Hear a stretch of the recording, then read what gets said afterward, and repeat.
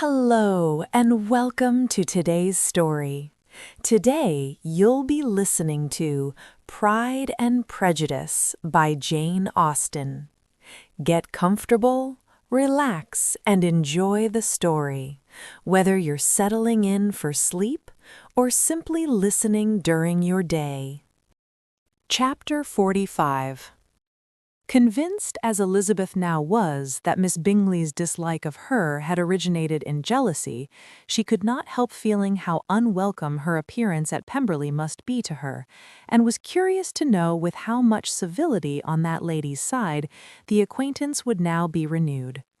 On reaching the house, they were shown through the hall into the saloon, whose northern aspect rendered it delightful for summer. Its windows opening to the ground admitted a most refreshing view of the high woody hills behind the house, and of the beautiful oaks and Spanish chestnuts which were scattered over the intermediate lawn. In this house they were received by Miss Darcy, who was sitting there with Mrs. Hurst and Miss Bingley and the lady with whom she lived in London. Georgiana's reception of them was very civil, but attended with all the embarrassment which, though proceeding from shyness and the fear of doing wrong, would easily give to those who felt themselves inferior the belief of her being proud and reserved. Mrs. Gardiner and her niece, however, did her justice and pitied her. By Mrs. Hurst and Miss Bingley they were noticed only by a curtsy, and on their being seated, a pause, awkward as such pauses must always be, succeeded for a few moments. It was first broken by Mrs. Annesley, a genteel, agreeable-looking woman whose endeavor to introduce some kind of discourse proved her to be more truly well-bred than either of the others, and between her and Mrs. Gardiner, with occasional help from Elizabeth, the conversation was carried on. Miss Darcy looked as if she wished for courage enough to join in it, and sometimes did venture a short sentence when there was least danger of its being heard. Elizabeth soon saw that she was herself closely watched by Miss Bingley, and that she could not speak a word, especially to Miss Darcy, without calling her attention. This observation would not have prevented her from trying to talk to the latter, had they not been seated at an inconvenient distance, but she was not sorry to be spared the necessity of saying much. Her own thoughts were employing her. She expected every moment that some of the gentlemen would enter the room. She wished, she feared, that the master of the house might be amongst them, and whether she wished or feared it most, she scarcely determined. After sitting in this manner a quarter of an hour without hearing Miss Bingley's voice, Elizabeth was roused by receiving from her a cold inquiry after the health of her family. She answered with equal indifference and brevity, and the others said no more. The next variation which their visit afforded was produced by the entrance of servants with cold meat, cake, and a variety of all the finest fruits in season, but this did not take place till after many a significant look and smile from Mrs. Annesley to Miss Darcy had been given, to remind her of her post. There was now employment for the whole party, for though they could not all talk, they could all eat, and the beautiful pyramids of grapes, nectarines, and peaches soon collected them around the table. While thus engaged, Elizabeth had a fair opportunity of deciding whether she most feared or wished for the appearance of Mr. Darcy, by the feelings which prevailed on his entering the room, and then, though but a moment before she had believed her wishes to predominate, she began to regret that he came. He had been some time with Mr. Gardiner, who, with 2 or 3 other gentlemen from the house, was engaged by the river, and had left him only on learning that the ladies of the family intended a visit to Georgiana that morning. No sooner did he appear than Elizabeth wisely resolved to be perfectly easy and unembarrassed, a resolution the more necessary to be made, but perhaps not the more easily kept, because she saw that the suspicions of the whole party were awakened against them, and that there was scarcely an eye which did not watch his behavior when he first came into the room. In no countenance was attentive curiosity so strongly marked as in Miss Bingley's, in spite of the smiles which overspread her face whenever she spoke to one of its objects. for jealousy had not yet made her desperate, and her attentions to Mr. Darcy were by no means over.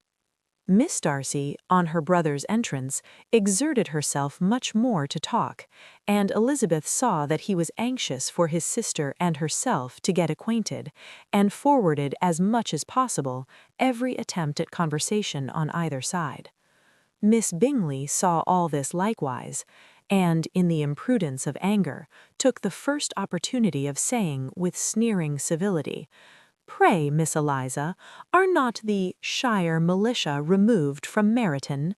They must be a great loss to your family." In Darcy's presence she dared not mention Wickham's name, but Elizabeth instantly comprehended that he was uppermost in her thoughts, and the various recollections connected with him gave her a moment's distress, but exerting herself vigorously to repel the ill-natured attack, she presently answered the question in a tolerably detached tone.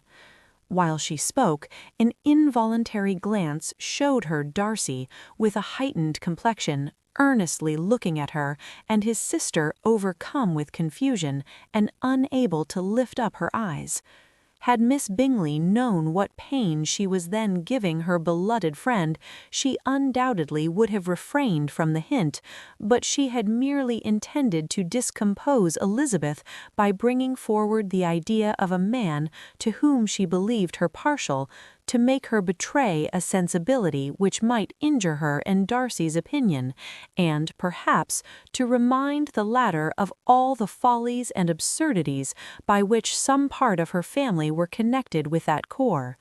Not a syllable had ever reached her of Miss Darcy's meditated elopement. To no creature had it been revealed, where secrecy was possible, except to Elizabeth, and from all Bingley's connections her brother was particularly anxious to conceal it, from the very wish which Elizabeth had long ago attributed to him, of their becoming hereafter her own. He had certainly formed such a plan, and without meaning that it should effect his endeavour to separate him from Miss Bennet, it is probable that it might add something to his lively concern for the welfare of his friend. Elizabeth's collected behavior, however, soon quieted his emotion, and as Miss Bingley, vexed and disappointed, dared not approach nearer to Wickham, Georgiana also recovered in time, though not enough to be able to speak any more. Her brother, whose eye she feared to meet, scarcely recollected her interest in the affair, and the very circumstance which had been designed to turn his thoughts from Elizabeth seemed to have fixed them on her more and more cheerfully. Their visit did not continue long after the question and answer above mentioned, and while Mr. Darcy was attending them to their carriage, Miss Bingley was venting her feelings in criticisms on Elizabeth's person, behaviour, and dress. But Georgiana would not join her. Her brother's recommendation was enough to ensure her favour.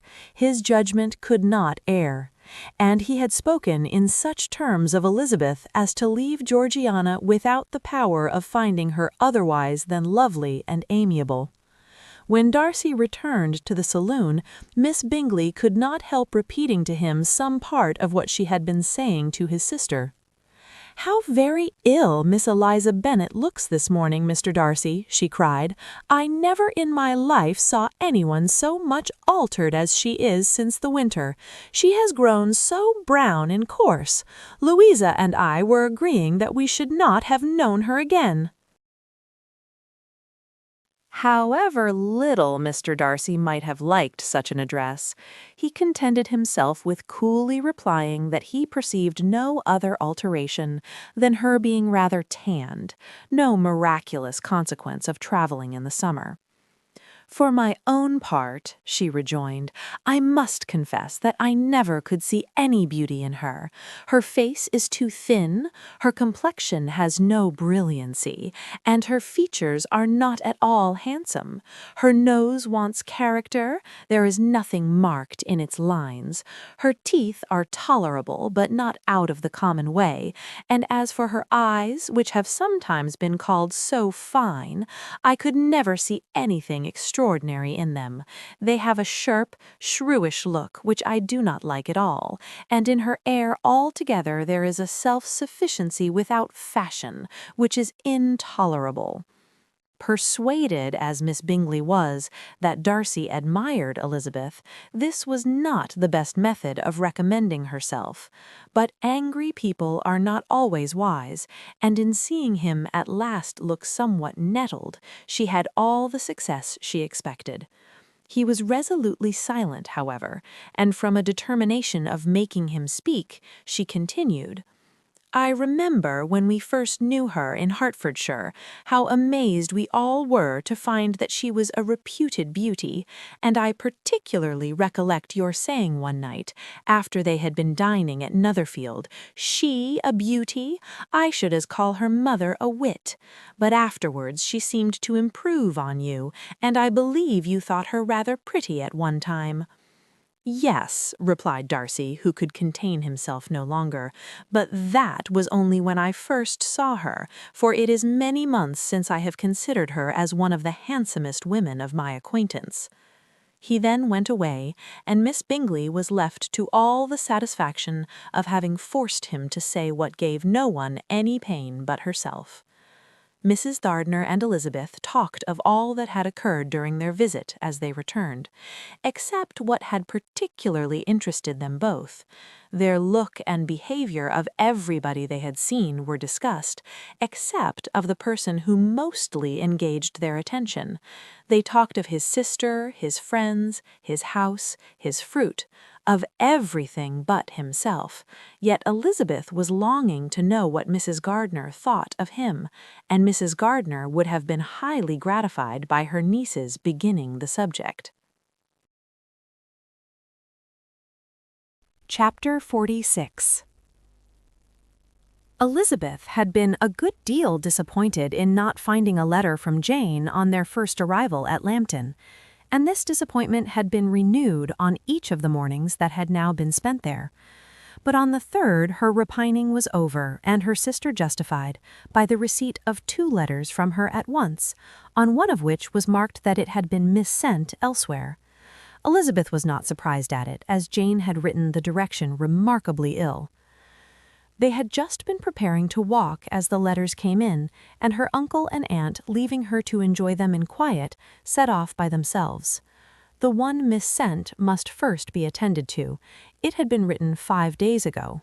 The beginning contained an account of all their little parties and engagements, with such news as the country afforded, but the latter half, which was dated a day later, and written in evident agitation, gave more important intelligence.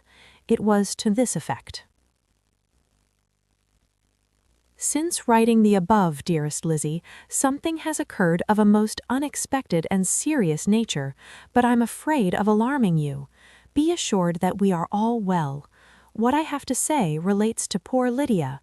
An express came at 12 last night, just as we were all gone to bed, from Colonel Forster to inform us that she has gone off to Scotland with one of his officers.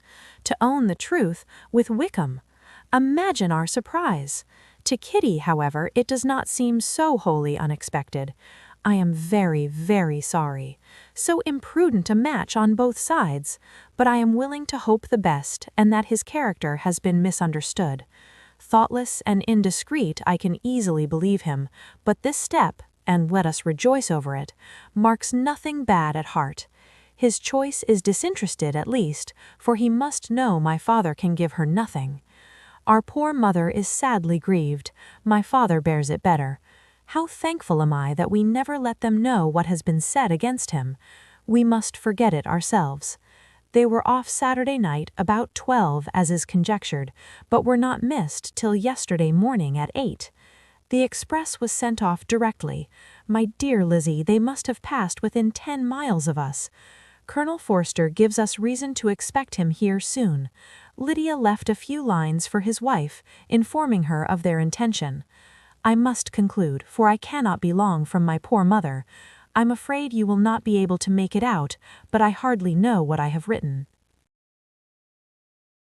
Without allowing herself time for consideration and scarcely knowing what she felt, Elizabeth, on finishing this letter, instantly seized the other, and opening it with the utmost impatience, read as follows.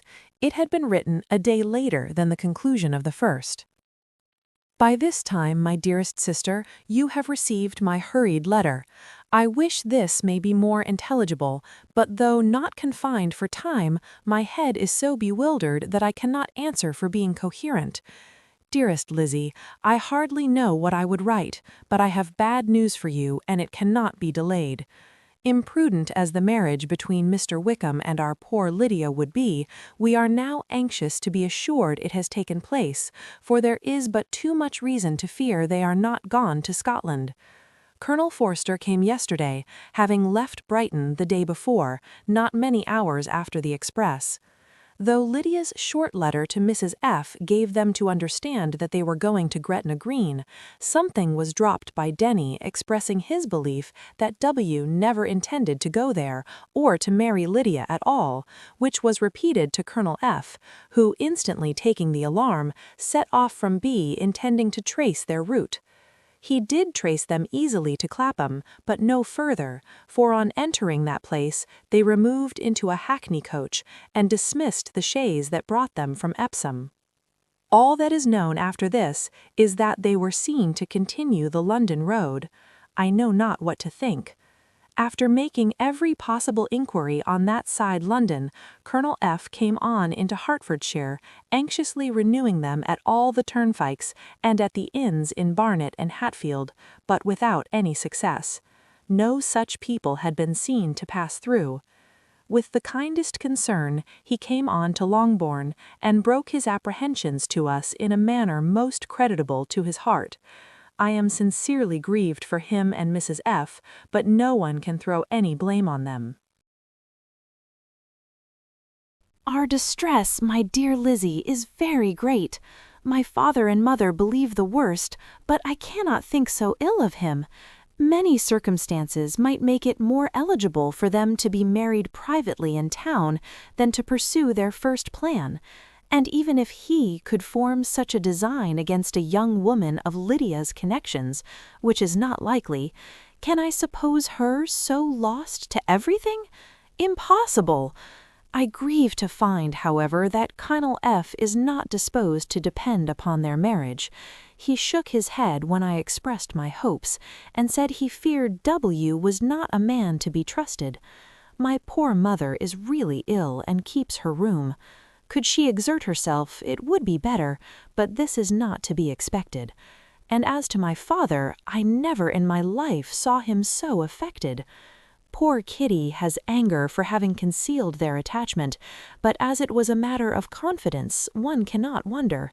I am truly glad, dearest Lizzie, that you have been spared something of these distressing scenes. But now, as the first shock is over, shall I own that I long for your return? I am not so selfish, however, as to press for it, if inconvenient. Adieu. I take up my pen again to do what I have just told you I would not, but circumstances are such that I cannot help earnestly begging you all to come here as soon as possible. I know my dear uncle and aunt so well that I am not afraid of requesting it, though I have still something more to ask of the former. My father is going to London with Colonel Forster instantly to try to discover her.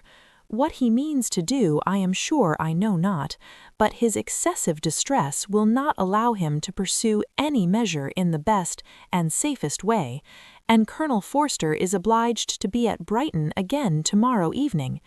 In such an exigence, my uncle's advice and assistance would be everything in the world. He will immediately comprehend what I must feel, and I rely upon his goodness. "Oh, where is my uncle?"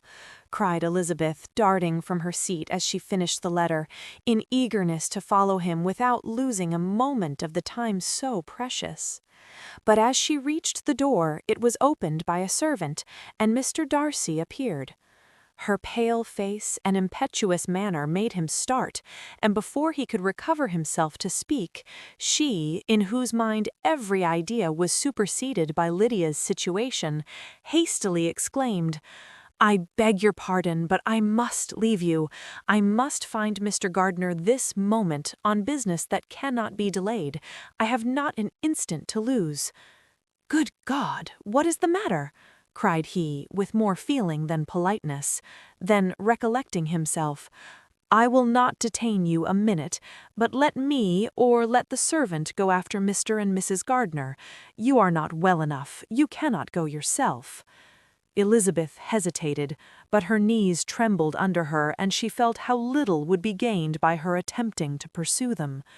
Calling back the servant, therefore, she commissioned him, though in so breathless an accent as made her almost unintelligible, to fetch his master and mistress home instantly. On his quitting the room she sat down, unable to support herself, and looking so miserably ill that it was impossible for Darcy to leave her, or to refrain from saying, in a tone of gentleness and commiseration, "Let me call your maid. Is there nothing you could take to give you present relief? A glass of wine? Shall I get you one? You are very ill." "No, I thank you," she replied, endeavoring to recover herself. "There is nothing the matter with me. I am quite well. I am only distressed by some dreadful news which I have just received from Longbourn." She burst into tears as she alluded to it, and for a few minutes could not speak another word. Darcy, in wretched suspense, could only say something indistinctly of his concern and observe her in compassionate silence. At length she spoke again. "I have just had a letter from Jane with such dreadful news. It cannot be concealed from anyone. My younger sister has left all her friends, has eloped, has thrown herself into the power of Mr. Wickham. They are gone off together from Brighton. You know him too well to doubt the rest. She has no money, no connections, nothing that can tempt him to. She is lost forever." Darcy was fixed in astonishment. "When I consider," she added in a yet more agitated voice, "that I might have prevented it, I who knew what he was. Had I but explained some part of it only, some part of what I learnt to my own family, had his character been known, this could not have happened. But it is all too late now." "I am grieved indeed," cried Darcy, "grieved, shocked. But is it certain? Absolutely certain?" "Oh, yes. They left Brighton together on Sunday night and were traced almost to London, but not beyond. They are certainly not gone to Scotland." "And what has been done? What has been attempted to recover her?" "My father is gone to London, and Jane has written to beg my uncle's immediate assistance, and we shall be off, I hope, in half an hour. But nothing can be done. I know very well that nothing can be done. How is such a man to be worked on? How are they even to be discovered? I have the smallest hope. It is every way horrible." Darcy shook his head in silent acquiescence. "When my eyes were opened to his real character, oh, had I known what I ought, what I dared to do! But I knew not. I was afraid of doing too much. Wretched, wretched mistake." Darcy made no answer. He seemed scarcely to hear her, and was walking up and down the room in earnest meditation, his brow contracted, his air gloomy. Elizabeth soon observed and instantly understood it. Her power was sinking. Everything must sink under such a proof of family weakness, such an assurance of the deepest disgrace. She could neither wonder nor condemn, but the belief of his self-conquest brought nothing to her consolatory to her bosom, afforded no palliation of her distress. It was, on the contrary, exactly calculated to make her understand her own wishes, and never had she so honestly felt that she could have loved him as now, when all love must be vain. But self, though it would intrude, could not engross her. Lydia, the humiliation, the misery she was bringing on them all, soon swallowed up every private care, and covering her face with her handkerchief, Elizabeth was soon lost to everything else, and after a pause of several minutes, was only recalled to a sense of her situation by the voice of her companion, who, in a manner which, though it spoke compassion, spoke likewise restraint, said, "I am afraid you have been long desiring my absence, nor have I anything to plead in excuse of my stay, but real, though unavailing, concern. Would to heaven that anything could be either said or done on my part that might offer consolation to such distress.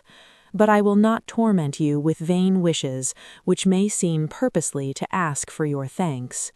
This unfortunate affair will, I fear, prevent my sisters having the pleasure of seeing you at Pemberley today." "Oh, yes, be so kind as to apologize for us to Miss Darcy. Say that urgent business calls us home immediately. Conceal the unhappy truth as long as it is possible. I know it cannot be long." He readily assured her of his secrecy, again expressed his sorrow for her distress, wished it a happier conclusion than there was at present reason to hope, and leaving his compliments for her relations, with only one serious, parting look, went away. As he quitted the room, Elizabeth felt how improbable it was that they should ever see each other again on such terms of cordiality as had marked their several meetings in Derbyshire. And as she threw a retrospective glance over the whole of their acquaintance, so full of contradictions and varieties, sighed at the perverseness of those feelings which would now have promoted its continuance, and would formerly have rejoiced in its termination. If gratitude and esteem are good foundations of affection, Elizabeth's change of sentiment will be neither improbable nor faulty. But if otherwise, if regard springing from such sources is unreasonable or unnatural, in comparison of what is so often described as arising on a first interview with its object, and even before 2 words have been exchanged, nothing can be said in her defense except that she had given somewhat of a trial to the latter method in her partiality for Wickham, and that its ill success might, perhaps, authorize her to seek the other less interesting mode of attachment. Be that as it may, she saw him go with regret, and in this early example of what Lydia's infamy must produce, found additional anguish as she reflected on that wretched business. Never, since reading Jane's second letter, had she entertained a hope of Wickham's meaning to marry her. No one but Jane, she thought, could flatter herself with such an expectation. Surprise was the least of her feelings on this development. While the contents of the first letter remained in her mind, she was all surprise, all astonishment that Wickham should marry a girl whom it was impossible he could marry for money, and how Lydia could ever have attached him had appeared incomprehensible. But now it was all too natural. For such an attachment as this she might have sufficient charms, and though she did not suppose Lydia to be deliberately engaging in an elopement without the intention of marriage, she had no difficulty in believing that neither her virtue nor her understanding would preserve her from falling an easy prey. She had never perceived, while the regiment was in Hertfordshire, that Lydia had any partiality for him, but she was convinced that Lydia wanted only encouragement to attach herself to anybody. Sometimes one officer, sometimes another had been her favorite, as their attentions raised them in her opinion. Her affections had continually been fluctuating, but never without an object. The mischief of neglect and mistaken indulgence toward such a girl, oh, how acutely did she now feel it! She was wild to be at home, to hear, to see, to be upon the spot, to share with Jane in the cares that must now fall wholly upon her, in a family so deranged, a father absent, a mother incapable of exertion, and requiring constant attendance. And though almost persuaded that nothing could be done for Lydia, her uncle's interference seemed of the utmost importance, and till he entered the room her impatience was severe. Mr. and Mrs. Gardiner had hurried back in alarm, supposing by the servant's account that their niece was taken suddenly ill. but satisfying them instantly on that head, she eagerly communicated the cause of their summons, reading the 2 letters aloud, and dwelling on the postscript of the last with trembling energy. Though Lydia had never been a favorite with them, Mr. and Mrs. Gardiner could not but be deeply afflicted. Not Lydia only, but all were concerned in it, and after the first exclamations of surprise and horror, Mr. Gardiner promised every assistance in his power. Elizabeth, though expecting no less, thanked him with tears of gratitude, and all 3 being actuated by one spirit, everything relating to their journey was speedily settled. They were to be off as soon as possible. "But what is to be done about Pemberley?" cried Mrs. Gardiner. "John told us Mr. Darcy was here when you sent for us. Was it so?" "Yes, and I told him we should not be able to keep our engagement. That is all settled." "What is all settled?" repeated the other, as she ran into her room to prepare. "And are they upon such terms as for her to disclose the real truth? Oh, that I knew how it was." But wishes were vain, or at least could only serve to amuse her in the hurry and confusion of the following hour. Had Elizabeth been at leisure to be idle, she would have remained certain that all employment was impossible to one so wretched as herself. But she had her share of business as well as her aunt, and amongst the rest there were notes to be written to all their friends at Lambton, with false excuses for their sudden departure. An hour, however, saw the whole completed, and Mr. Gardiner, meanwhile, having settled his account at the inn, nothing remained to be done but to go, and Elizabeth, after all the misery of the morning, found herself, in a shorter space of time than she could have supposed, seated in the carriage and on the road to Longbourn. Chapter 47. "I have been thinking it over again, Elizabeth," said her uncle as they drove from the town, "and really, upon serious consideration, I am much more inclined than I was to judge as your eldest sister does on the matter. It appears to me so very unlikely that any young man should form such a design against a girl who is by no means unprotected or friendless, and who was actually staying in his colonel's family, that I am strongly inclined to hope the best. Could he expect that her friends would not step forward? Could he expect to be noticed again by the regiment after such an affront to Colonel Forster? His temptation is not adequate to the risk." "Do you really think so?" cried Elizabeth, brightening up for a moment. "Upon my word," said Mrs. Gardiner, "I begin to be of your uncle's opinion. It is really too great a violation of decency, honor, and interest for him to be guilty of. I cannot think so very ill of Wickham. Can you yourself, Lizzie, so wholly give him up as to believe him capable of it? Not, perhaps, of neglecting his own interest, but of every other neglect I can believe him capable, if indeed it should be so, but I dare not hope it. Why should they not go on to Scotland if that had been the case?" "In the first place," replied Mr. Gardiner, "there is no absolute proof that they are not gone to Scotland." "Oh, but their removing from the chaise into a hackney coach is such a presumption, and besides, no traces of them were to be found on the Barnet Road." "Well, then, supposing them to be in London, they may be there, though for the purpose of concealment, for no more exceptional purpose. It is not likely that money should be very abundant on either side, and it might strike them that they could be more economically, though less expeditiously, married in London than in Scotland." "But why all this secrecy? Why any fear of detection? Why must their marriage be private? Oh, no, this is not likely. His most particular friend, you see by Jane's account, was persuaded of his never intending to marry her. Wickham will never marry a woman without some money. He cannot afford it. And what claims has Lydia? What attraction has she beyond youth, health, and good humor that could make him, for her sake, forego every chance of benefiting himself by marrying well? As to what restraint the apprehensions of disgrace in the corps might throw on a dishonorable elopement with her, I am not able to judge, for I know nothing of the effects that such a step might produce. But as to your other objection, I am afraid it will hardly hold good. Lydia has no brothers to step forward, and he might imagine from my father's behavior, from his indolence, and the little attention he has ever seemed to give to what was going on in his family, that he would do as little and think as little about it as any father could do in such a matter.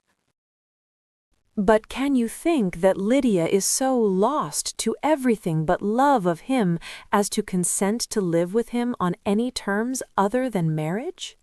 It does seem, and it is most shocking indeed, replied Elizabeth, with tears in her eyes, that a sister's sense of decency and virtue in such a point should admit of doubt. But really I know not what to say. Perhaps I am not doing her justice. But she is very young, she has never been taught to think on serious subjects, and for the last half-year, nay, for a 12-month, she has been given up to nothing but amusement and vanity. She has been allowed to dispose of her time in the most idle and frivolous manner, and to adopt any opinions that came in her way. Since the Shire were first quartered in Meryton, nothing but love, flirtation, and officers have been in her head.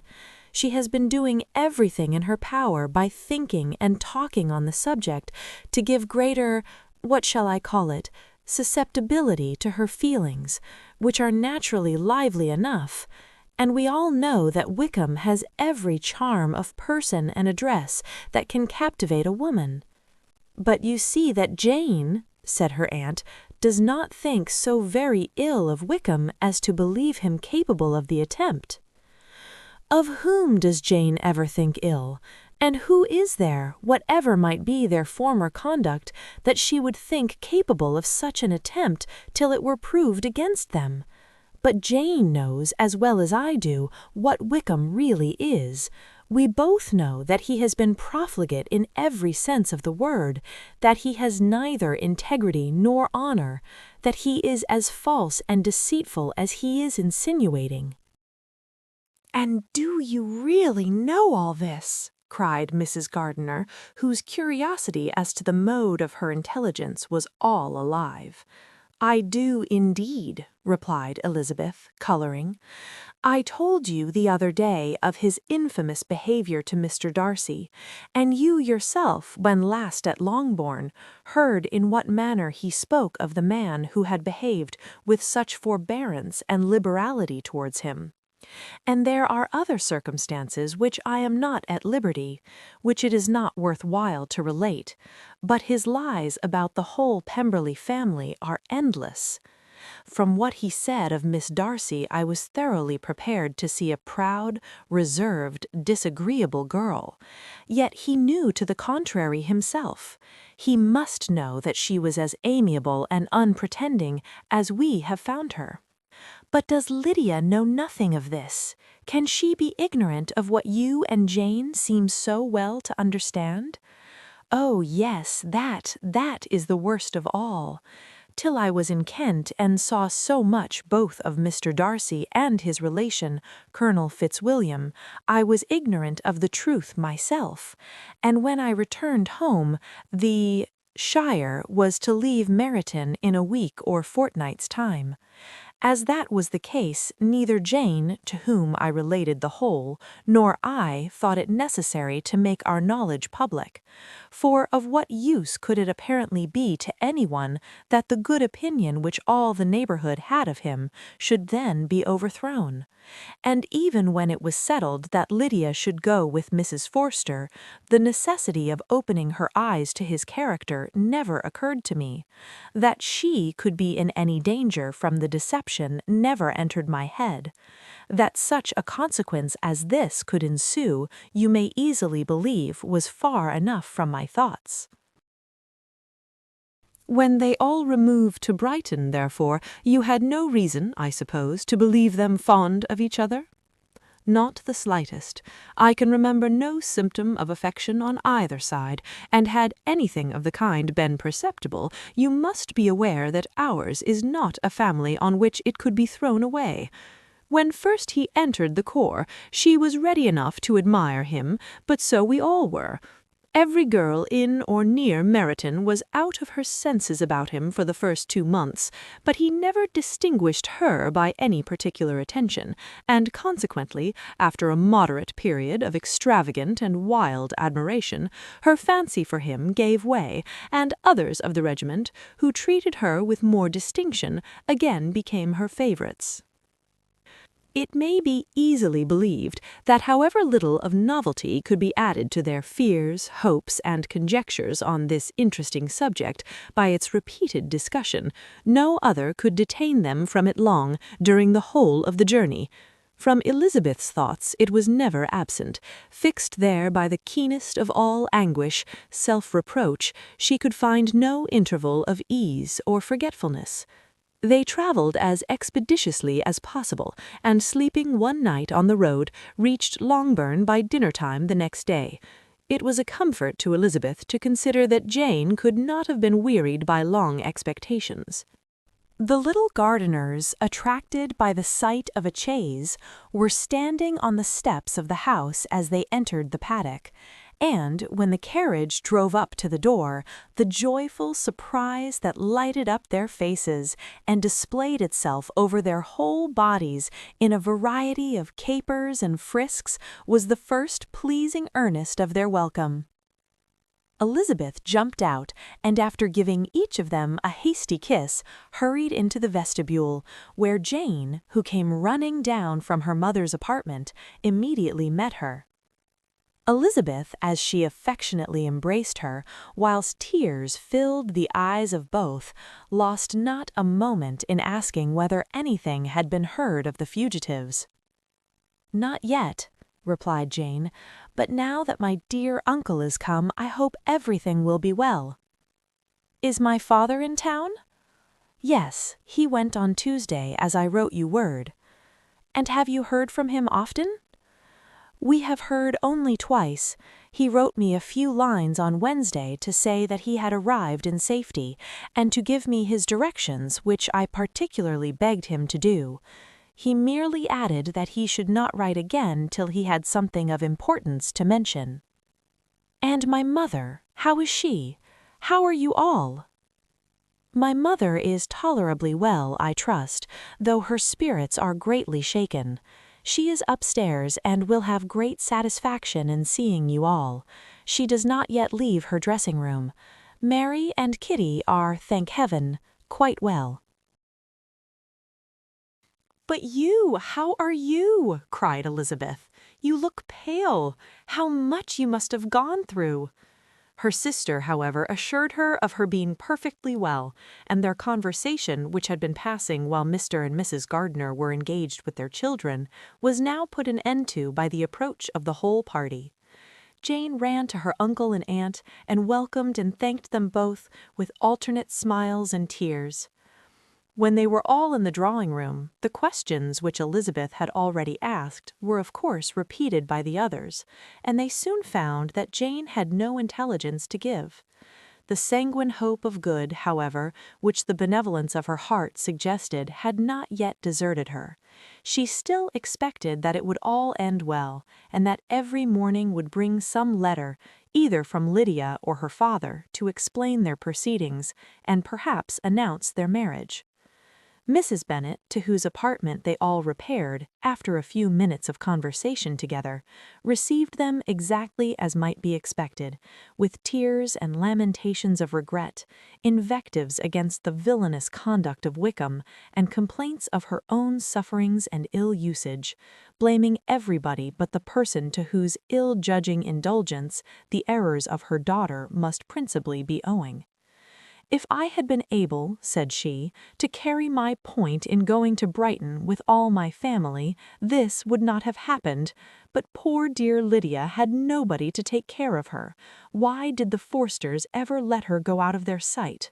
I am sure there was some great neglect or other on their side, for she is not the kind of girl to do such a thing if she had been well looked after. I always thought they were very unfit to have the charge of her, but I was overruled, as I always am. Poor dear child! And now here's Mr. Bennet gone away, and I know he will fight Wickham, wherever he meets him, and then he will be killed. And what is to become of us all? The Collinses will turn us out before he is cold in his grave, and if you are not kind to us, brother, I do not know what we shall do." They all exclaimed against such terrific ideas, and Mr. Gardiner, after general assurances of his affection for her and all her family, told her that he meant to be in London the very next day, and would assist Mr. Bennet in every endeavour for recovering Lydia. "Do not give way to useless alarm," added he. "Though it is right to be prepared for the worst, there is no occasion to look on it as certain. It is not quite a week since they left Brighton. In a few days more we may gain some news of them, and till we know that they are not married and have no design of marrying, do not let us give the matter over as lost. As soon as I get to town I shall go to my brother and make him come home with me to Gracechurch Street, and then we may consult together as to what is to be done." "Oh, my dear brother," replied Mrs. Bennet, "that is exactly what I could most wish for. And now do, when you get to town, find them out wherever they may be, and if they are not married already, make them marry. And as for wedding clothes, do not let them wait for that, but tell Lydia she shall have as much money as she chooses to buy them after they are married. And above all, keep Mr. Bennet from fighting. Tell him what a dreadful state I am in, that I am frighted out of my wits, and have such tremblings, such flutterings all over me, such spasms in my side and pains in my head, and such beatings at heart, that I can get no rest by night nor by day. And tell my dear Lydia not to give any directions about her clothes till she has seen me, for she does not know which are the best warehouses.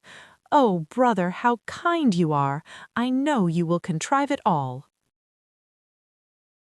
But Mr. Gardiner, though he assured her again of his earnest endeavours in the cause, could not avoid recommending moderation to her, as well in her hopes as her fear, and after talking with her in this manner till dinner was on the table, they all left her to vent all her feelings on the housekeeper, who attended in the absence of her daughters.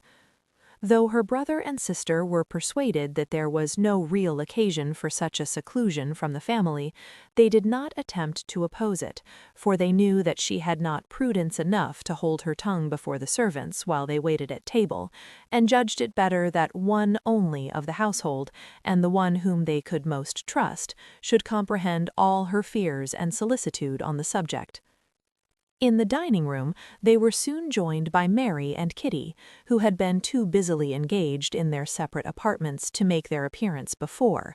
One came from her books, and the other from her toilet. The faces of both, however, were tolerably calm, and no change was visible in either, except that the loss of her favourite sister, or the anger which she had herself incurred in this business, had given more of fretfulness than usual to the accents of Kitty. As for Mary, she was mistress enough of herself to whisper to Elizabeth, with a grave reflection, soon after they were seated at table, "This is a most unfortunate affair, and will probably be much talked of, but we must stem the tide of malice, and pour into the wounded bosoms of each other the balm of sisterly consolation."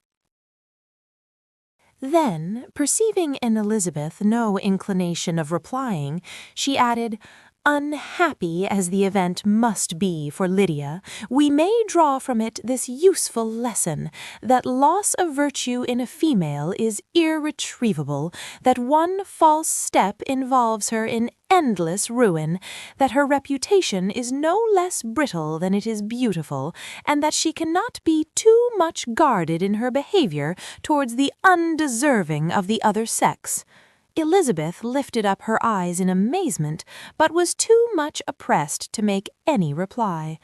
Mary, however, continued to console herself with such kind of moral extractions from the evil before them. In the afternoon, the two elder Miss Bennets were able to be for half an hour by themselves, and Elizabeth instantly availed herself of the opportunity of making any inquiries, which Jane was equally eager to satisfy. After joining in general lamentations over the dreadful sequel of this event, which Elizabeth considered as all but certain, and Miss Bennet could not assert to be wholly impossible, the former continued the subject by saying, "But tell me all and everything about it which I have not already heard. Give me further particulars. What did Colonel Forster say? Had they no apprehension of anything before the elopement took place? They must have seen them together forever." Colonel Forster did own that he had often suspected some partiality, especially on Lydia's side, but nothing to give him any alarm. "I am so grieved for him. His behavior was attentive and kind to the utmost. He was coming to us in order to assure us of his concern before he had any idea of their not being gone to Scotland. When that apprehension first got abroad, it hastened his journey." And was Denny convinced that Wickham would not marry? Did he know of their intending to go off? Had Colonel Forster seen Denny himself? Yes, but when questioned by him, Denny denied knowing anything of their plans and would not give his real opinion about it. He did not repeat his persuasion of their not marrying, and from that I am inclined to hope he might have been misunderstood before. And till Colonel Forster came himself, not one of you entertained a doubt, I suppose, of their being really married. How was it possible that such an idea should enter our brains? I felt a little uneasy, a little fearful of my sister's happiness with him in marriage, because I knew that his conduct had not been always quite right. My father and mother knew nothing of that. They only felt how imprudent a match it must be. Kitty then owned, with a very natural triumph on knowing more than the rest of us, that in Lydia's last letter she had prepared her for such a step. She had known, it seems, of their being in love with each other many weeks. But not before they went to Brighton? No, I believe not. And did Colonel Forster appear to think well of Wickham himself? Does he know his real character? I must confess that he did not speak so well of Wickham as he formerly did. He believed him to be imprudent and extravagant, and since this sad affair has taken place, it is said that he left Meryton greatly in debt, but I hope this may be false. Oh, Jane, had we been less secret, had we told what we knew of him, this could not have happened. Perhaps it would have been better, replied her sister. But to expose the former faults of any person without knowing what their present feelings were seemed unjustifiable. We acted with the best intentions. Could Colonel Forster repeat the particulars of Lydia's note to his wife? He brought it with him for us to see. Jane then took it from her pocketbook and gave it to Elizabeth. These were the contents. "My dear Harriet, you will laugh when you know where I am gone, and I cannot help laughing myself at your surprise tomorrow as soon as I am missed. I am going to Gretna Green, and if you cannot guess with who, I shall think you a simpleton, for there is but one man in the world I love, and he is an angel. I should never be happy without him, so think it no harm to be off.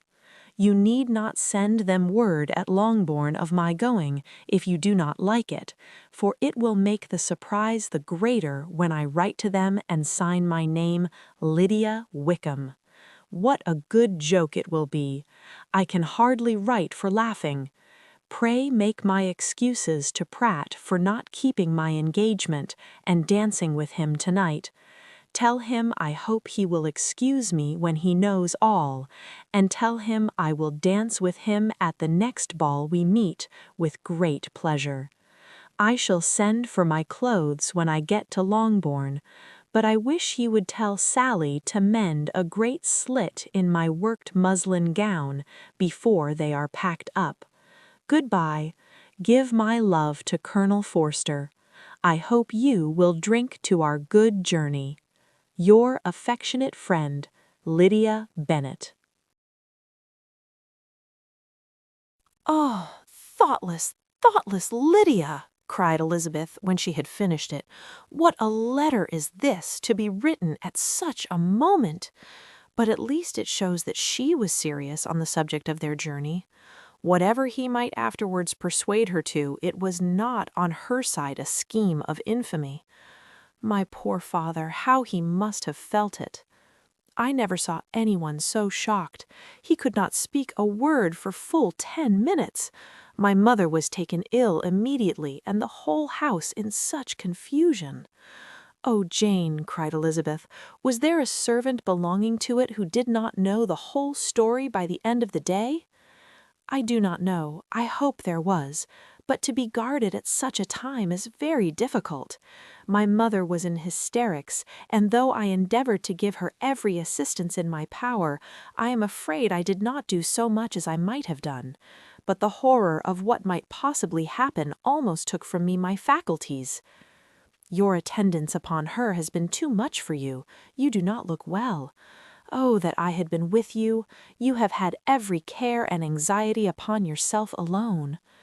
Mary and Kitty have been very kind, and would have shared in every fatigue, I am sure, but I did not think it right for either of them. Kitty is slight and delicate, and Mary studies so much that her hours of repose should not be broken in on. My Aunt Phillips came to Longbourn on Tuesday after my father went away, and was so good as to stay till Thursday with me. She was of great use and comfort to us all. And Lady Lucas has been very kind. She walked here on Wednesday morning to condole with us, and offered her services, or any of her daughters, if they should be of use to us." "She had better have stayed at home," cried Elizabeth. "Perhaps she meant well, but under such a misfortune as this, one cannot see too little of one's neighbors.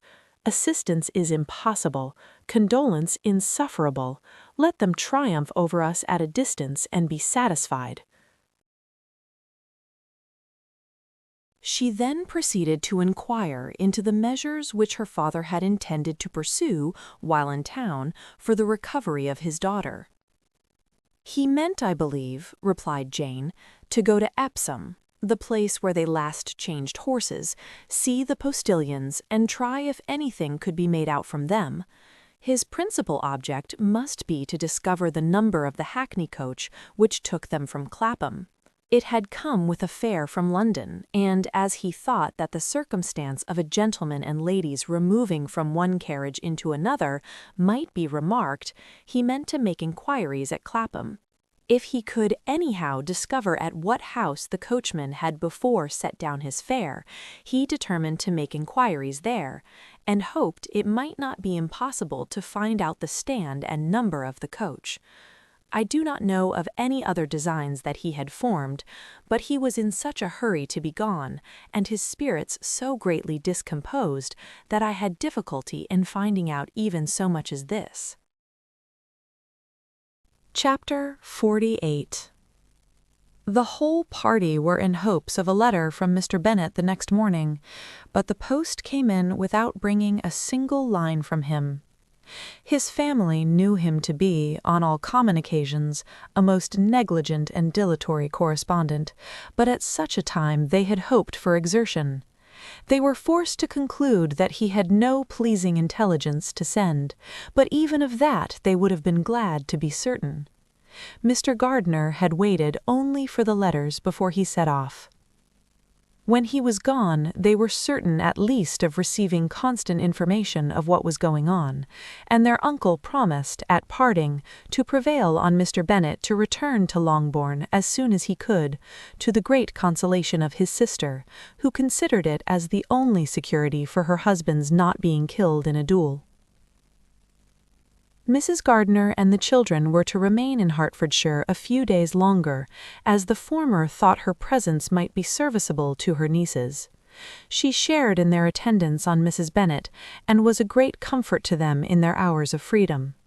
Their other aunt also visited them frequently, and always, as she said, with the design of cheering and heartening them up, though, as she never came without reporting some fresh instance of Wickham's extravagance or irregularity, she seldom went away without leaving them more dispirited than she found them. All Meryton seemed striving to blacken the man who, but 3 months before, had been almost an angel of light. He was declared to be in debt to every tradesman in the place, and his intrigues, all honored with the title of seduction, had been extended into every tradesman's family. Everybody declared that he was the wickedest young man in the world, and everybody began to find out that they had always distrusted the appearance of his goodness. Elizabeth, though she did not credit above half of what was said, believed enough to make her former assurance of her sister's ruin more certain, and even Jane, who believed still less of it, became almost hopeless, more especially as the time was now come when, if they had gone to Scotland, which she had never before entirely despaired of, they must in all probability have gained some news of them. Mr. Gardiner left Longbourn on Sunday. On Tuesday his wife received a letter from him. It told them that, on his arrival, he had immediately found out his brother and persuaded him to come to Gracechurch Street. That Mr. Bennet had been to Epsom and Clapham before his arrival, but without gaining any satisfactory information, and that he was now determined to inquire at all the principal hotels in town, as Mr. Bennet thought it possible they might have gone to one of them, on their first coming to London, before they procured lodgings. Mr. Gardiner himself did not expect any success from this measure, but as his brother was eager in it, he meant to assist him in pursuing it. He added that Mr. Bennet seemed wholly disinclined at present to leave London, and promised to write again very soon. There was also a postscript to this effect. I have written to Colonel Forster to desire him to find out, if possible, from some of the young man's intimates in the regiment, whether Wickham has any relations or connections who would be likely to know in what part of town he has now concealed himself. If there were anyone that one could apply to with a probability of gaining such a clue as that, it might be of essential consequence. At present we have nothing to guide us. Colonel Forster will, I dare say, do everything in his power to satisfy us on this head. But on second thoughts, perhaps Lizzie could tell us what relations he has now living, better than any other person. Elizabeth was at no loss to understand from whence this deference to her authority proceeded, but it was not in her power to give any information of so satisfactory a nature as the compliment deserved. She had never heard of his having had any relations, except a father and mother, both of whom had been dead many years. It was possible, however, that some of his companions in the shire might be able to give more information, and though she was not very sanguine in expecting it, the application was a something to look forward to. Every day at Longbourn was now a day of anxiety, but the most anxious part of each was when the post was expected. The arrival of letters was the grand object of every morning's impatience. Through letters, whatever of good or bad was to be told would be communicated, and every succeeding day was expected to bring some news of importance. But before they heard again from Mr. Gardiner, a letter arrived for their father from a different quarter, from Mr. Collins, which, as Jane had received directions to open all that came for him in his absence, she accordingly read, and Elizabeth, who knew what curiosities his letters always were, looked over her and read it likewise. It was as follows: My dear Sir, I feel myself called upon by our relationship and my situation in life to condole with you on the grievous affliction you are now suffering under, of which we were yesterday informed by a letter from Hertfordshire. Be assured, my dear sir, that Mrs. Collins and myself sincerely sympathize with you and all your respectable family in your present distress, which must be of the bitterest kind, because proceeding from a cause which no time can remove. No arguments shall be wanting on my part that can alleviate so severe a misfortune, or that may comfort you under a circumstance that must be of all others the most afflicting to a parent's mind. The death of your daughter would have been a blessing in comparison of this, and it is the more to be lamented because there is reason to suppose, as my dear Charlotte informs me, that this licentiousness of behavior in your daughter has proceeded from a faulty degree of indulgence, though at the same time, for the consolation of yourself and Mrs. Bennet, I am inclined to think that her own disposition must be naturally bad, or she could not be guilty of such an enormity at so early an age. Howsoever that may be, you are grievously to be pitied, in which opinion I am not only joined by Mrs. Collins, but likewise by Lady Catherine and her daughter, to whom I have related the affair. They agree with me in apprehending that this false step in one daughter will be injurious to the fortunes of all the others, for who, as Lady Catherine herself condescendingly says, will connect themselves with such a family. And this consideration leads me, moreover, to reflect with augmented satisfaction on a certain event of last November, for had it been otherwise, I must have been involved in all your sorrow and disgrace. Let me then advise you, dear sir, to console yourself as much as possible, to throw off your unworthy child from your affection for ever, and leave her to reap the fruits of her own heinous offence. I am, dear sir, etc., etc. Mr. Gardiner did not write again till he had received an answer from Colonel Forster, and then he had nothing of a pleasant nature to send. It was not known that Wickham had a single relationship with whom he kept up any connection, and it was certain that he had no near one living. His former acquaintances had been numerous, but since he had been in the militia, it did not appear that he was on terms of particular friendship with any of them. There was no one, therefore, who could be pointed out as likely to give any news of him, and in the wretched state of his own finances there was a very powerful motive for secrecy, in addition to his fear of discovery by Lydia's relations, for it had just transpired that he had left gaming debts behind him to a very considerable amount. Colonel Forster believed that more than £1,000 would be necessary to clear his expenses at Brighton. He owed a good deal in town, but his debts of honor were still more formidable. Mr. Gardiner did not attempt to conceal these particulars from the Longbourn family. Jane heard them with horror. "A gamester!" she cried. "This is wholly unexpected. I had not an idea of it." Mr. Gardiner added in his letter that they might expect to see their father at home on the following day, which was Saturday.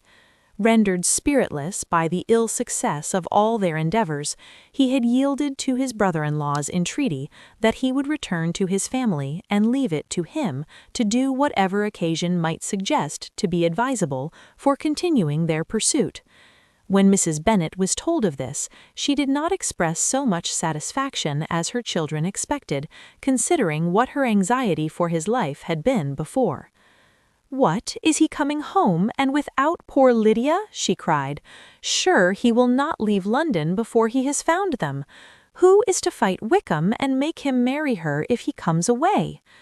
As Mrs. Gardiner began to wish to be at home, it was settled that she and the children should go to London at the same time that Mr. Bennet came from it. The coach, therefore, took them the first stage of their journey, and brought its master back to Longbourn.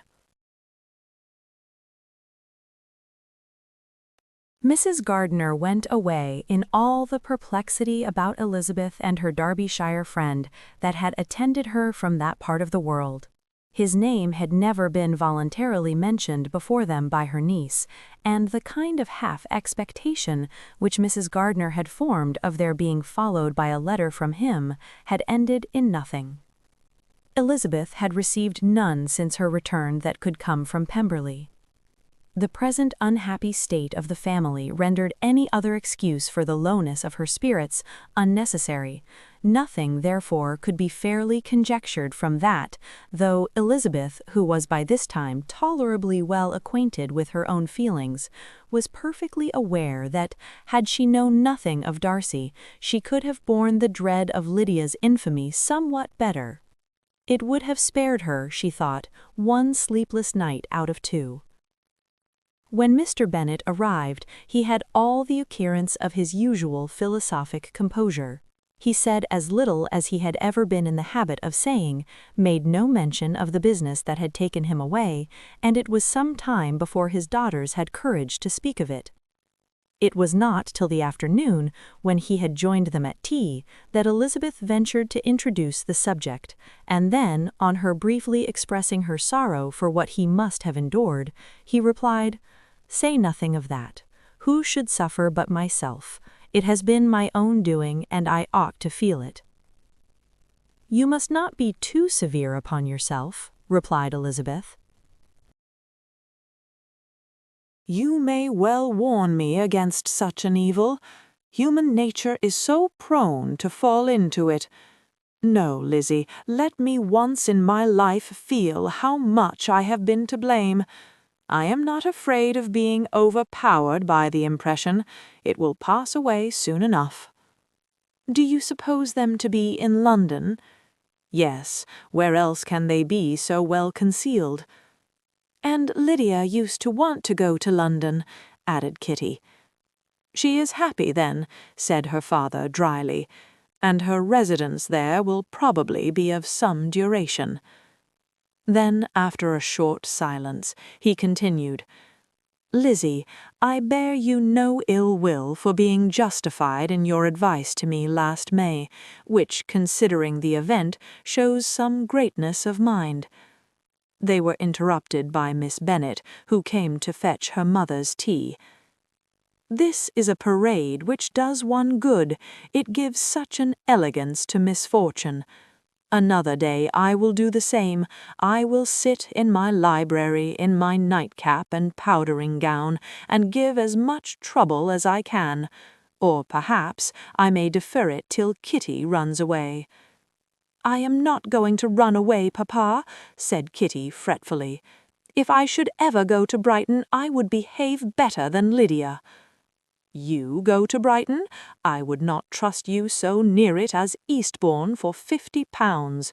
No, Kitty, I have at last learned to be cautious, and you will feel the effects of it. No officer is ever to enter into my house again, nor even to pass through the village. Balls will be absolutely prohibited, unless you stand up with one of your sisters, and you are never to stir out of doors till you can prove that you have spent 10 minutes of every day in a rational manner." Kitty, who took all these threats in a serious light, began to cry. "Well, well," said he, "do not make yourself unhappy. If you are a good girl for the next 10 years, I will take you to a review at the end of them." Chapter 49. 2 days after Mr. Bennet's return, as Jane and Elizabeth were walking together in the shrubbery behind the house, they saw the housekeeper coming towards them, and, concluding that she came to call them to their mother, went forward to meet her. But, instead of the expected summons, when they approached her, she said to Miss Bennet, "I beg your pardon, madam, for interrupting you, but I was in hopes you might have got some good news from town, so I took the liberty of coming to ask." "What do you mean, Hill? We have heard nothing from town." "Dear madam," cried Mrs. Hill in great astonishment, "don't you know there's an express come for master from Mr. Gardiner? He has been here this half hour, and master has had a letter. Away ran the girls, too eager to get in to have time for speech. They ran through the vestibule into the breakfast room, from thence to the library. Their father was in neither, and they were on the point of seeking him upstairs with their mother, when they were met by the butler, who said, "If you are looking for my master, ma'am, he is walking towards the little copse." Upon this information, they instantly passed through the hall once more, and ran across the lawn after their father, who was deliberately pursuing his way towards a small wood on one side of the paddock. Jane, who was not so light nor so much in the habit of running as Elizabeth, soon lagged behind, while her sister, panting for breath, came up with him, and eagerly cried out, "Oh, Papa, what news, what news? Have you heard from my uncle?" "Yes, I have had a letter from him by express." "Well, and what news does it bring, good or bad?" "What is there of good to be expected?" said he, taking the letter from his pocket. "But perhaps you would like to read it." Elizabeth impatiently caught it from his hand. Jane now came up. "Read it aloud," said their father, "for I hardly know myself what it is about." Grace Church Street, Monday, August 2nd. My dear brother, at last I am able to send you some tidings of my niece, and such as, upon the whole, I hope it will give you satisfaction. Soon after you left me on Saturday, I was fortunate enough to find out in what part of London they were. The particulars I reserve till we meet. It is enough to know they are discovered. I have seen them both. Then it is as I always hoped, cried Jane. They are married. Elizabeth read on. I have seen them both. They are not married, nor can I find there was any intention of being so, but if you are willing to perform the engagements which I have ventured to make on your side, I hope it will not be long before they are. All that is required of you is to assure to your daughter, by settlement, her equal share of the £5,000 secured among your children after the decease of yourself and my sister, and, moreover, to enter into an engagement of allowing her, during your life, £100 per annum. These are conditions which, considering everything, I had no hesitation in complying with, as far as I thought myself privileged, for you. I shall send this by express, that no time may be lost in bringing me your answer. You will easily comprehend from these particulars that Mr. Wickham's circumstances are not so hopeless as they are generally believed to be. The world has been deceived in that respect, and I am happy to say there will be some little money, even when all his debts are discharged, to settle on my niece, in addition to her own fortune. If, as I conclude will be the case, you send me full powers to act in your name throughout the whole of this business, I will immediately give directions to Haggerston for preparing a proper settlement. There will not be the smallest occasion for your coming to town again. Therefore stay quiet at Longbourn, and depend on my diligence and care. Send back your answer as fast as you can, and be careful to write explicitly. We have judged it best that my niece should be married from this house, of which I hope you will approve. She comes to us today. I shall write again as soon as anything more is determined on. Yours, etc., Edward Gardiner. "Is it possible?" cried Elizabeth, when she had finished. "Can it be possible that he will marry her?" "Wickham is not so undeserving, then, as we thought him," said her sister. "My dear father, I congratulate you." "And have you answered the letter?" cried Elizabeth. "No, but it must be done soon." Most earnestly did she then entreat him to lose no more time before he wrote. "Oh, my dear father," she cried, "come back and write immediately. Consider how important every moment is in such a case." "Let me write for you," said Jane, "if you dislike the trouble yourself." "I dislike it very much," he replied, "but it must be done." And so saying, he turned back with them and walked towards the house. "And may I ask," said Elizabeth, "but the terms, I suppose, must be complied with." "Complied with? I am only ashamed of his asking so little." "And they must marry, yet he is such a man." "Yes, yes, they must marry. There is nothing else to be done. But there are two things that I want very much to know. One is how much money your uncle has laid down to bring it about, and the other, how am I ever to pay him?" "Money? My uncle!" cried Jane. "What do you mean, sir?" "I mean that no man in his senses would marry Lydia on so slight a temptation as 100 a year during my life, and 50 after I am gone." "That is very true," said Elizabeth, "though it had not occurred to me before. His debts to be discharged, and something still to remain. Oh, it must be my uncle's doings. Generous, good man! I am afraid he has distressed himself. A small sum could not do all this." "No," said her father, "Wickham's a fool if he takes her with a farthing less than £10,000. I should be sorry to think so ill of him in the very beginning of our relationship." £10,000! Heaven forbid! How is half such a sum to be repaid? Mr. Bennet made no answer, and each of them, deep in thought, continued silent till they reached the house. Their father then went on to the library to write, and the girls walked into the breakfast-room. "And they are really to be married," cried Elizabeth, as soon as they were by themselves. "How strange this is! And for this we are to be thankful. That they marry, small as is their chance of happiness, and wretched as is his character, we are forced to rejoice. Oh, Lydia!" "I comfort myself with thinking that he certainly would not marry Lydia if he had not a real regard for her. Though our kind uncle has done something towards clearing him, I cannot believe that £10,000 or anything like it has been advanced. He has children of his own and may have more. How could he spare half £10,000? "If he were ever able to learn what Wickham's debts have been," said Elizabeth, "and how much is settled on his side on our sister, we shall exactly know what Mr. Gardiner has done for them, because Wickham has not sixpence of his own. The kindness of my uncle and aunt can never be requited.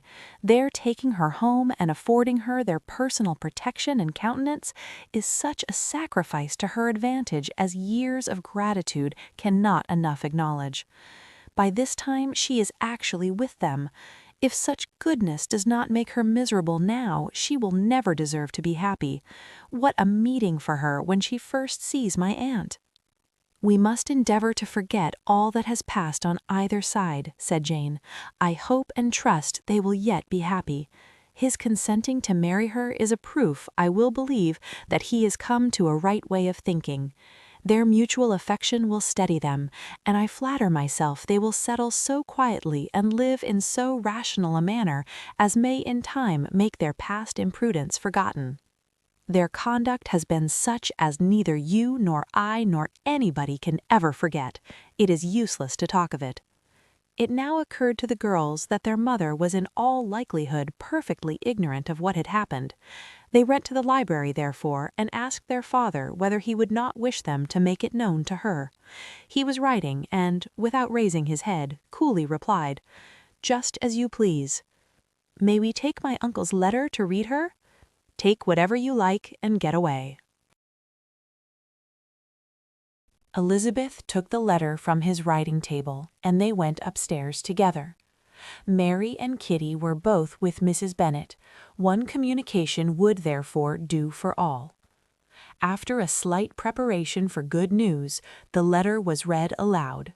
Mrs. Bennet could hardly contain herself. As soon as Jane had read Mr. Gardner's hope of Lydia's being soon married, her joy burst forth, and every following sentence added to its exuberance. She was now in an irritation as violent from delight as she had ever been fidgety from alarm and vexation. To know that her daughter would be married was enough. She was disturbed by no fear for her felicity, nor humbled by any remembrance of her misconduct. "My dear, dear Lydia," she cried, "this is delightful indeed. She will be married. I shall see her again. She will be married at 16. My good, kind brother. I knew how it would be. I knew he would manage everything. How I long to see her, and to see dear Wickham too. But the clothes, the wedding clothes. I will write to my sister Gardner about them directly. Lizzie, my dear, run down to your father and ask him how much he will give her. Stay, I will go myself. Ring the bell, Kitty, for Hill. I will put on my things in a moment. My dear, dear Lydia, how merry we shall be together when we meet." Her eldest daughter endeavored to give some relief to the violence of these transports by leading her thoughts to the obligations which Mr. Gardner's behavior laid them all under. "For we must attribute this happy conclusion," she added, "in a great measure to his kindness. We are persuaded that he has pledged himself to assist Mr. Wickham with money." "Well," cried her mother, "it is all very right. Who should do it but her own uncle? If he had not had a family of his own, I and my children must have had all his money, you know, and it is the first time we have ever had anything from him, except a few presents. Well, I am so happy. In a short time I shall have a daughter married. Mrs. Wickham, how well it sounds! And she was only 16 last June. My dear Jane, I am in such a flutter that I am sure I can't write, so I will dictate and you write for me. We will settle with your father about the money afterwards, but the things should be ordered immediately."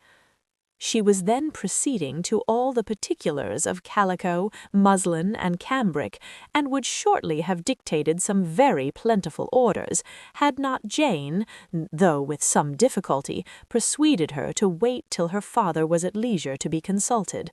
One day's delay, she observed, would be of small importance, and her mother was too happy to be quite so obstinate as usual. Other schemes, too, came into her head. "I will go to Meryton," she said, "as soon as I am dressed, and tell the good news to my sister Phillips, and as I come back I can call on Lady Lucas and Mrs. Long. Kitty, run down and order the carriage. An airing would do me a great deal of good, I am sure. Girls, can I do anything for you in Meryton?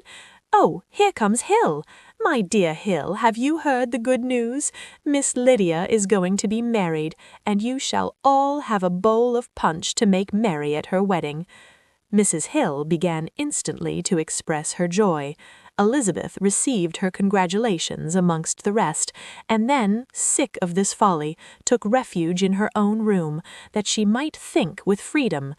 Poor Lydia's situation must, at best, be bad enough, but that it was no worse she had need to be thankful. She felt it so, and though, in looking forward, neither rational happiness nor worldly prosperity could be justly expected for her sister, in looking back to what they had feared only 2 hours ago, she felt all the advantages of what they had gained. And that brings us to the end of this chapter.